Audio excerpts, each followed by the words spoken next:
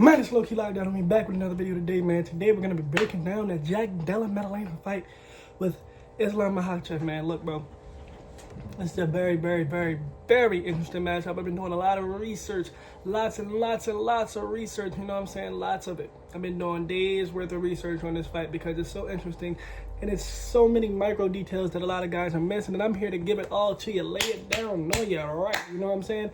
Pause, no homo. You know what I'm saying? But anyways, we're going to get straight to it.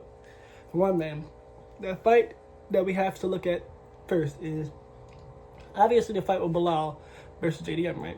And I'm going to tell you the key differences between Bilal and JDM's fight and how this fight will play out. For one, Bilal Muhammad already had some sort of agreement that he was going to go out there and kind of try to box with JDM. And that's kind of like not what you want to do, you know? It's kind of like, you know, not a good idea, you know? But he did that anyway. He also did, you know, attempt to make, I would say, like 9 or 8 takedowns-ish, something like that, somewhere in that ballpark. And he wasn't very successful. But look, check it out. He didn't shoot early. He shot late. The difference between shooting early and shooting late is, for one, you fatigue the person if you shoot early and often. Late, it's harder to get a takedown. You're wet, you're slippery, you're bloody, and you're tired. Extremely hard to get a takedown in the later rounds. Had he shot early, maybe he'd have had a higher success rate. Islam is not going to shoot late. Islam is going to shoot immediately. Just like Dustin Poirier, right? Dustin Poirier, he shot off the first combination he threw. Bilal was backing JDM all the way up to the cage and letting off combinations instead of taking him down. Islam will not do that. Islam will never be doing something like that, bro. There's no way you'll see Islam back JDM to the black line and not shoot. He's going to shoot immediately because he's smart. He's not going to box with a guy that boxes that good. He's not dumb.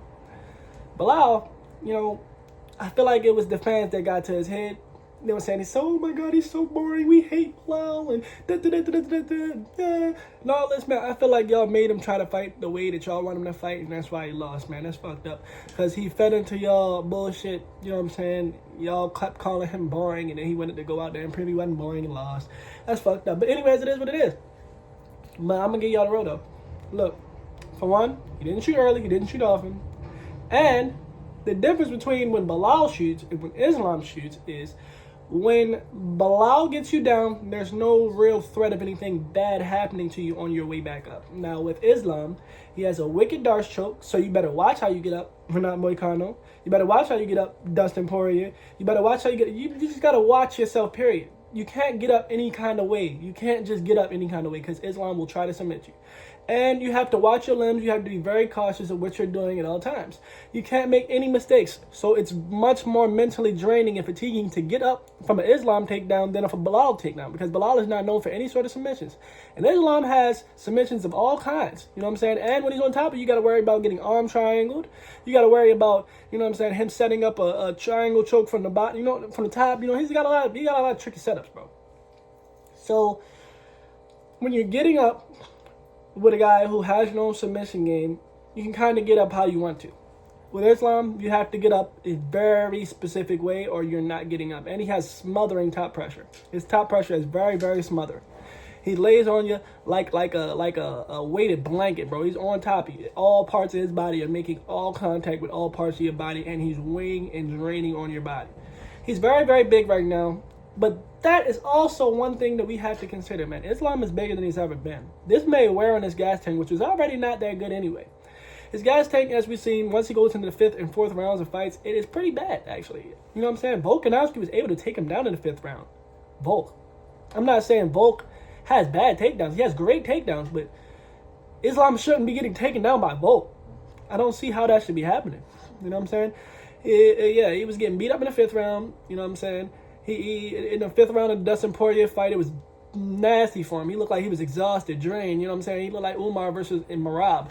Well, not Marab. Well, you know, both of those guys were drained. But I'm like, just saying, Islam looked pretty damn tired. I'm going to say that much. And with all of this new mass and size, either we'll see an increase of stamina or a decrease. And I reckon it'd probably be a decrease because he said, word for word, bar, he was having a hard time putting on weight for welterweight. Meaning that he put on extra pounds than he has naturally on his body.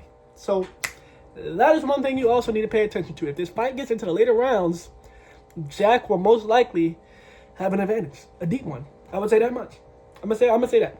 Once the fight gets into the later round, Jack Della Maddalena will have a cardio advantage if he is not already drained to death from being under Islam Makhachev. If he's able to defend some takedowns early, I imagine he'd have the cardio advantage later in the rounds. Now, another thing that we have to pay very, very cautious attention to here, and with the details about this is, man, look, Islam, if you don't pay attention, you would never even notice this. He doesn't throw any leg kicks. He throws 0 leg kicks. I didn't even know that. If you really don't pay attention, you won't notice. And and if you're a southpaw, he has an extremely hard time throwing leg kicks, throwing head kicks, throwing body kicks. He has a hard time getting his strikes off because of the way that you're standing. You know what I'm saying? It's just hard for him to get off. It's more likely that you'll hit your back or the back of something. So he doesn't throw it like that. And it's hard for him to try to throw. That's a big detail that could make all the difference in the striking department. You know, they're trying to make the UFC anti-wrestler. So, if Islam cannot put up, at least make it look super competitive in the striking department, you might see it get graded a bit different than what we're used to. Back then, you could hold a guy down the entire fight and win. Now, they're judging way more harsh, bro. That's something you really need to pay attention to. Because look at Volkov and Jailton Almeida fight. They're doing something different with the judging criteria. So, I imagine that Islam will put some strikes on him when he puts him on the ground. But let's say Jack Della Maddalena is doing so good that he makes it hard. You know what I'm saying? Just makes it difficult for him to do that. And you know what I'm saying? And when he's on the feet, he's piecing up Islam. He might. He's a big guy. He's a huge guy. He's got good power. He's good, strong. He's arguably bigger than Islam. He's got a good jab. He's got a lot of very good anti-wrestling weapons. The uppercut, the knees. You know what I'm saying? He's got a good jab to the body, which takes the intentions of the takedown away, because when you're jabbing to the body, that's where a wrestler's head needs to be to shoot a shot. So let's say you're up here, and as soon as he ducks down, boom, you're getting punched in the face as soon as you shoot a shot if he's jabbing at your body while you're simultaneously shooting a shot. So it makes it dangerous. The uppercuts. You go into a shot, you get hit with an uppercut. Those are all the things that wrestlers fear and think about at all times. And if he keeps making Islam think about that, you see what he did to Gilbert Burns. He made it land. You know what I'm saying? He made it land. He landed knees on Bilal. Look at that knee. He's really good with that knee. Pay attention. Pay attention, man. He lands it. He lands it good, too. Landed against Gilbert, and he landed against Bilal. 2 wrestlers. Same, similar, common scenario. That is a key, important detail. Now, one thing I'll tell you about this is the wrestling is going to make Islam striking tremendously better. Because what I noticed is the last 2 fights that he had with grapplers, Jack Della Maddalena, it's hard to make a read on that overhand right, because the overhand right, you know what I'm saying, you can kind of feint it and just shoot a shot. So what you would see is him getting rocked by Gilbert Burns off of a fake shot overhand. Him getting rocked by Bilal over a fake shot overhand. You know what I'm saying? Him getting rocked by guys throwing the fake shot overhand. And I'll tell you another thing, man. There are positions I've seen JDM in that you just don't want to be in versus Islam. You don't. For example, his UFC or whatever, Contender Series fight, whatever the hell that was a long time ago. That might not be the same Jack, but I'm telling you this. You don't want to be in a arm triangle position praying that you're going to get out of it versus Islam. You're going to die. It's not happening. It's not happening. And against the first wrestler that he fought, you don't want to get... The point, there is no defense better than not getting put in it at all versus Islam. Because once you get put in it at all, it's over. I've never seen him not finish a submission he had started. I've never seen it. Have you ever seen him start a submission he didn't finish? No. When? When have you seen it? Unless you're talking about a rear naked choke, but that's just, you're fishing for that. It's not really, unless it's underneath your neck already, that doesn't count as it being started. But man, when have you ever seen him start a submission that he did not finish? Jack cannot even remotely get put in one. I know he's good at getting out of them, but he can't get put in one because it's bad for him if he do. It's not good. It's no bueno. So look, I'm going to say this to say that. One second. Let me ask my girlfriend. All right, we back after that brief interruption, you know what I'm saying, from my girlfriend. You know what I'm saying? Anyways, but back. We're back again. And I'm basically saying this, man. I say this to say that, bro. I think that the takedown threat was going to make Islam's striking much more dangerous. I feel like the submission threat is going to make Islam much more dangerous to get up from. And I feel like Jack might have a hard time getting up from the bottom once Islam takes him down there. But the question is now, can Islam take him down there? Because there has been people that has been able to stop Islam from getting him down. There's been Volk, there's been Dustin, there's been a lot of, well, not Arman, there's been people that have managed to not get smothered by Islam the whole fight. And with guys like Craig Jones in your corner, with guys like Volkanovski in your corner, I would imagine you have somewhat of an idea of how to get up from off the ground underneath Islam. These are guys who are very, very trained in fighting that particular Dagestani smothering style, right? Right. Okay, now look, this is one thing I must say. I must say, Islam's striking is not bad on its own, period. He has good striking. But I do not in any world or chance in hell believe that by itself he would ever be in the position he's in right now. We know that it's paired with that wrestling that makes the difference. Just like Bilal. His striking's not that good, but it's alright. It's cool. He'll survive. But with the wrestling, it gets so much better, which is why if Bilal had not tried to box with JDM, I think we would have seen a different outcome, honestly. If we're being honest with ourselves, honest to God, I think that fight would have went differently. I'm not going to sit up here and pretend as though JDM would have just swept him the same. And honestly, man, the takedown defense from JDM, it's all right. But, you know what I'm saying, he did a lot of good things, you know what I'm saying, that good head-hands defense.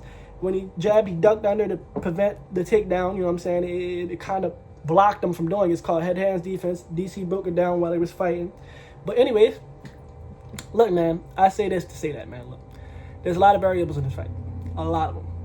I think that obviously JDM is the better striker, Islam is the better wrestler, but at the same time, whenever you have a wrestler that has good striking against a guy who has just good striking and okay takedown defense, I don't think that he'll go out there and try submissions. He does have submissions, but don't do them against Islam because he'll end up in a bad position.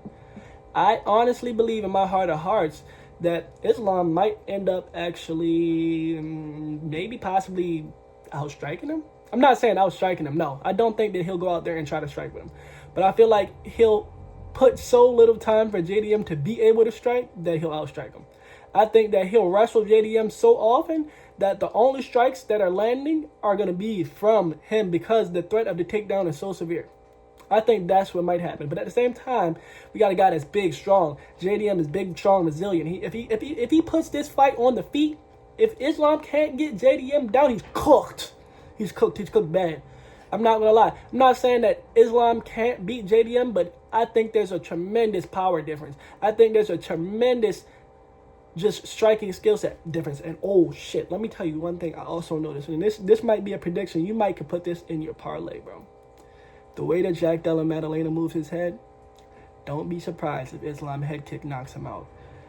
Everybody else is not taking advantage of the fact that he's doing this boxing move. Nobody's throwing the head kicks the way that Islam should throw. If Islam throws that same identical head kick to knock out another Australian, bro, the roof is going to explode off that place. And I think it's so possible with Jack. Jack makes it so, not easy, but easier. Because most people don't move their head like that. And there's a reason for it. But nobody's exploiting that reason for it. Now, if Islam could time that, if Islam could predict when it's going to happen, we could see him possibly knock Jack Della Maddalena out. But, man, look, bro, I'm just saying, it's possible. There's a lot of possibilities. But what will most likely happen is we'll most likely see Islam Makhachev become the champion via submission or via, I would just say, grappling domination. But there's a very, very high chance. No, I'm not going to say that's most likely. That's not most likely. It's a 50-50 that's going to happen. I would say that either we'll see him go out there and dominate with his wrestling and submit Jack Della Maddalena, or we see it go 5 rounds and we see Jack Della Maddalena start turning it up in the last couple of rounds and piecing Islam up and maybe winning the decision victory because control time does not matter anymore. You know, look, man, it's great. We haven't seen Jack Della Maddalena attempted to be submitted by a lot of people, and the very few times that we've seen him attempted to be submitted by a lot of people, and he actually ended up in the submission. So you don't want to end up in a submission against Islam because he finishes all of them. So with that being said, man, like, comment, subscribe. Let me know what you want to see next, man. And we back, we better than ever, and we out, man. Look, bro, I'm not gonna lie, I've been gone for a minute. I've had a lot of shit going on. The devil been beating my ass, but we coming back, and I promise you, I fucking promise you, we coming back better than ever, my nigga. We coming back better than ever, my nigga. So y'all stay tuned, bro. Y'all stay tuned. Y'all subscribe. Y'all fuck with me, bro. Fuck with me, bro. Y'all want to see a nigga make it? Y'all want to see a nigga make it, man. That shit crazy, bro. Anyways, man, there's not that many guys, you know what I'm saying, that are as in tuned and take as much time and put as much effort into making videos like how I do, which is why it takes so long for me to make my videos, because I really do like, I like to know all of it before I come out here and just start talking bare shit. You know what I'm saying? Just start talking shit. I want to know every detail before I come out this bitch and start talking shit, which is why sometimes videos don't even get posted, because I'm like, damn, I didn't get everything I wanted to get out of that video. But now, I got it all. You know what I'm saying? And you're going to be more than satisfied with the next couple of uploads that I make, man. Look, bro, get me right, man. I'm going to get y'all right every time, man. So with that being said, man, like, comment, subscribe. We about to upgrade our setup, and we out, man.